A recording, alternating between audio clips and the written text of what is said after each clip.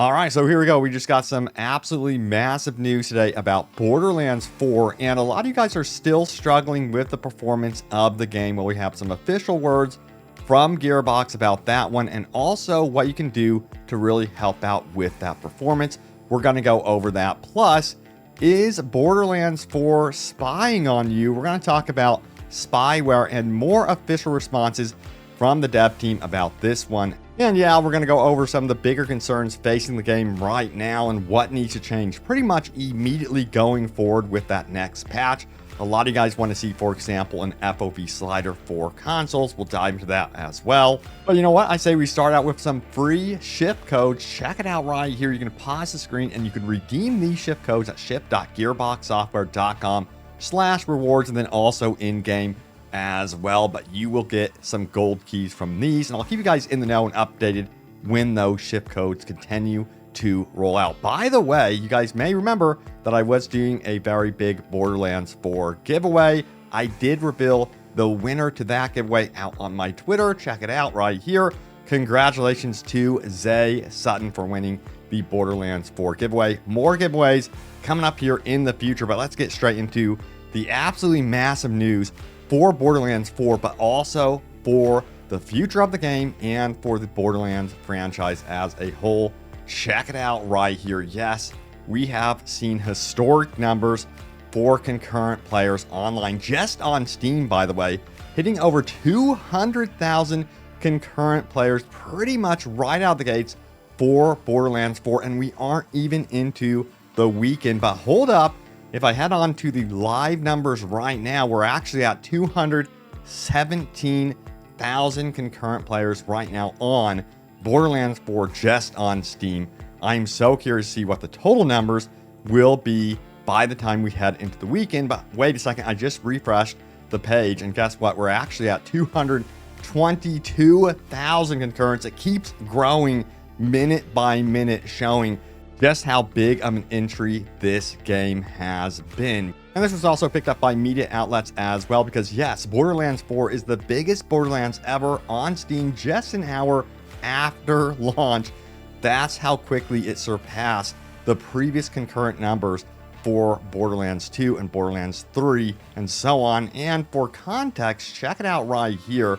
We have, at the time of this article's publication, Gearbox Looter Shooter had over 148,000 concurrent players on Steam. We know that broke through that easily, making it the 6th most played game on Valve's platform. For context, Borderlands 2 set a Steam peak concurrent player count of 124,000 players 13 years ago. It's been 13 years. That's wild.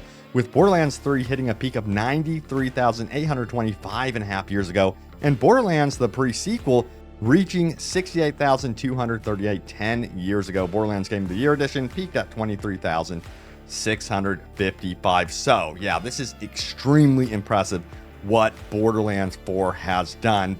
But you know, despite those big numbers, Borderlands 4 really started kind of with a rough start when it comes to those Steam reviews. Check it out right here. Steam reviews so far, and it was basically sitting at mostly negative. Now, things have changed more for the positive a little bit here, as we are now sitting at pretty much mixed reviews. I think it's about, 63% positive ratings out on Steam currently. But I gotta ask you guys, how are you enjoying the game so far when it comes to things like performance, game features? How are you liking the open world, that sort of thing? Do you think it was worth laying down the money for Borderlands 4 so far? Sound off in the comments down below. I'm really curious about your early first review and impressions so far with the game. I'm really enjoying the hell out of the game currently, and I'm going to talk about a little bit more about what I've done with optimization, that sort of thing, because yeah, I've had to turn on DLSS, which some of you guys might frown about. And then also I did actually turn on frame generation, because this is one of the few games that actually supports frame generation and vertical sync at the same time, because I absolutely hate vertical tearing. But yeah, it definitely has helped for sure. But you know, we did have some official words from Gearbox about what you can do concerning optimization. Check it out right here. They go on to post this post about how you can optimize it for 1080p with an RTX 2070, what settings you can really use. I'm going to throw this post in the description below, but it goes by graphics card as you can see, and of course, what resolution you're kind of shooting for. But it's a very in-depth article, and it should help you guys optimize the game, hopefully. And then there is also a PC troubleshooting guide as well, in case you're having other problems. They talk about NVIDIA, AMD, Intel drivers, all sorts of stuff in this post, just in case. So all of this stuff can be found in that description down below. But, you know, I haven't run into anything like major crashes, freezes, or anything like that just yet. And I played quite a bit, I think, on the first day. So overall, in terms of stability, Borderlands 4, for me at the very least, has been a very stable game so far. But I'm not playing co-op or anything just yet. I hope to do that today. But yeah, we'll see how that pans out. But, you know, the big question is, are you guys also playing the game currently with DLSS? That's a big discussion. Why are people trying this without DLSS? Just looking at some reviews before buying, I'm noticing a lot of the negative reviews complaining about performance don't use DLSS. Why would you do this? And yeah, let me know if you guys just want that pure experience graphically and you refuse to use DLSS, or if you're like, hey, I'm going to use DLSS. But it always seems to be the discussion that, yes, once again, Unreal Engine 5 is to blame. This is the worst game engine in the world, and I just can't buy another game with UE5. I have a 9800 X3D with a 5090, and it just doesn't matter.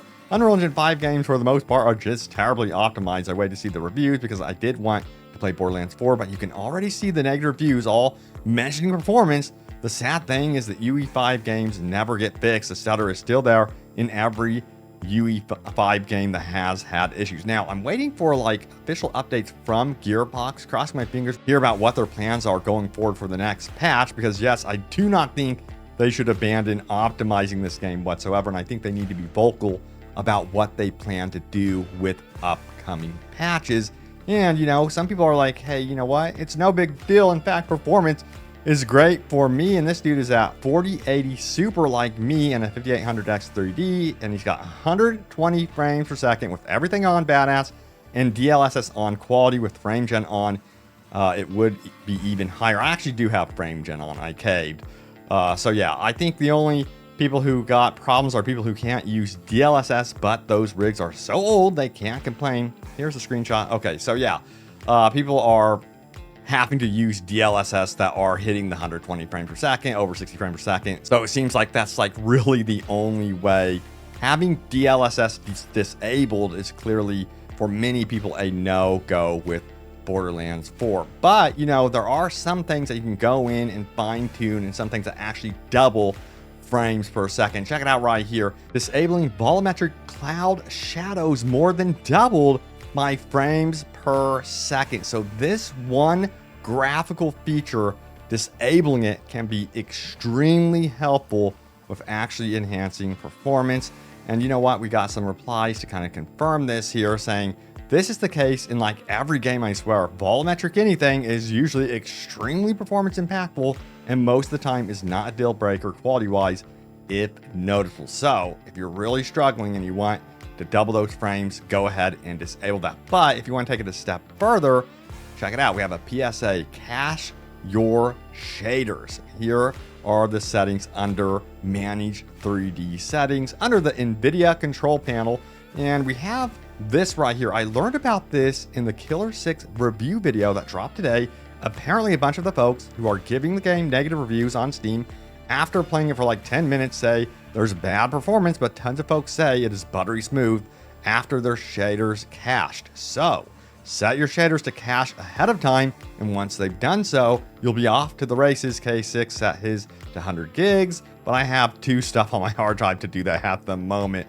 But yeah, confirmation here that this 100% changed the game for me, so that can be extremely helpful. So if you tack on disabling volumetric cloud shadows with basically having those shaders cached before you even start playing the game, it should hopefully, cross my fingers, help you guys out big time. But we also got to touch base on the controversy around Borderlands 4, or I should say Take-Two spying on you, because yeah, a lot of people were concerned about the terms of service for Borderlands 4, and it leads us to this article right here where there was an official statement released by Take-Two. Check it out. It says there's no spyware in Borderlands 4. Take-Two insists following upset over terms of service. But we got to get into some of the details here, and that leads us to this official post out on the official Borderlands forums on Steam. So check it out right here. Response to recent community concerns about Take-Two's terms of service. Hi everyone, we know there's been some concerns from fans about Take-Two's terms of service. Maintaining transparency and confidence with the community here is always our goal, and we wanted to address some of those concerns. Take-Two does not use spyware, and the gist of this is they basically say that the privacy policy identifies the data activities that may be collected, but it does not mean that every example is collected in each game or service. And again, that they do mention this in the privacy policy to provide transparency, but it is definitely not spyware. Now, they did also mention modding. So should you mod Borderlands 4? So basically the gist of this, from what I understand, is that you should be playing single player only when you are modding Borderlands 4. And if you are doing anything to really get an advantage online, well, you are kind of really walking the tightrope there, and you might actually get into trouble. So yeah, be warned, modding online could lead to some bad things. So just mod offline. In fact, if you did not know, Borderlands 4 can actually be played offline. So it's a better option to basically go offline with Borderlands 4 if you are modding. But anyway, there are reasons to be concerned about spyware, because in the past, apparently Take-Two was caught deploying some vicious data collection software in the past, at least reported by Alice Zero. And this was seen in Civilization 6, which made use of Red Shell software. So a lot of people have been concerned about what Take-Two could potentially do in the future. And it makes sense that people would be worried and wondering, hey, you know what, let's read over this terms of service together. But officially from Take-Two, no spyware for Borderlands 4. Now, we also got to talk about some other concerns around the game, and this is one of the bigger complaints that the game faces right now. Only game I've ever played where you have to hover over a redundant icon to see your currency. Sorry, but you have all this empty space. Why not just show all the currencies without hovering over? That is such a pain, and really leads the player to over micromanage the inventory, and it desperately needs some updates. In fact, there's even further design decisions to me that are really, really baffling, highlighted out here on the subreddit. Check it out. Come on, Gearbox. This is UI 101. Sort by unlocked first. Yeah, it's like you have to go through all of it just to find which ones are unlocked. And in fact, this is by far one of the most frustrating things for me personally. Please make it so that our equipment backpack sorting preference remains as default. So when we're sorting our equipment or backpack, the default sorting filter is by manufacturer.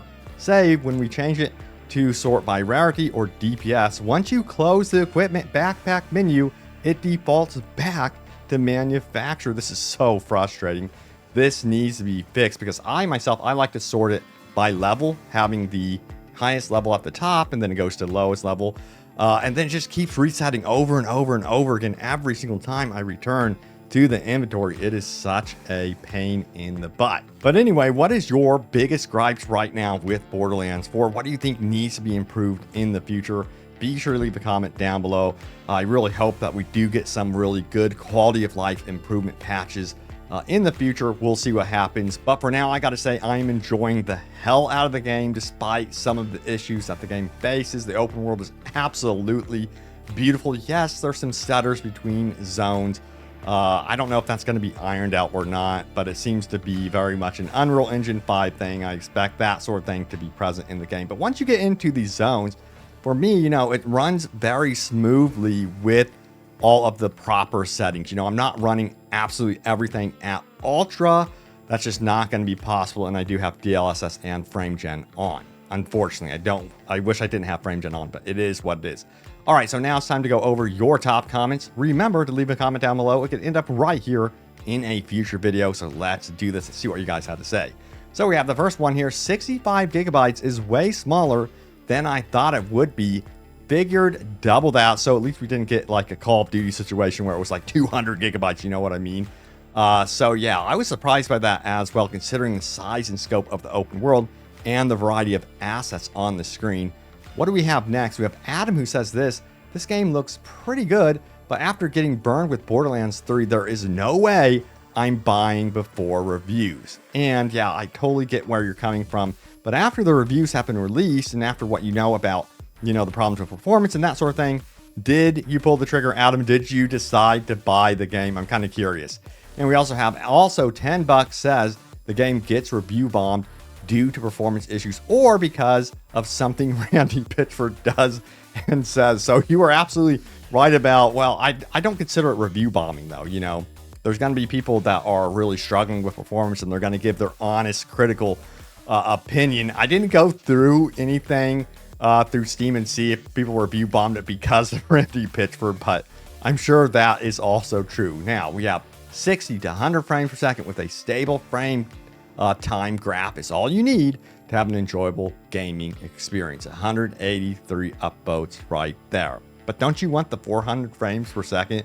No, I'm just kidding. Yeah, for me personally, I like to hit, like when it comes to PC, anything like hitting 120 frames per second, it feels so good, because you want that really super smooth experience, especially if you get into things like, competitive multiplayer like Battlefield 6. That makes more sense. But yeah, I hear you. Since we're talking about like a cooperative game, 100 frames per second seems to be a really good spot to be in. Now, we also have It's a Tactic. Let's be real. These corporations do not want you making informed decisions. They want you to make the call based only on what information they give you. Exactly. I'm noticing more and more companies doing this tactic where they're really being cautious about what versions of the game they also give to reviewers, when the review embargo would lift, that sort of thing. They're being very careful about how the game would be perceived before release. So I don't think that's going to change. I think, in fact, more companies will lean into this as we go. Yeah. But thank you guys so much for all the comments, for all the love and support on the video. Stay tuned here for more Borderlands 4 updates and coverage. I have you guys covered. Thank you guys so much for watching, and I will see you all next time. Take care.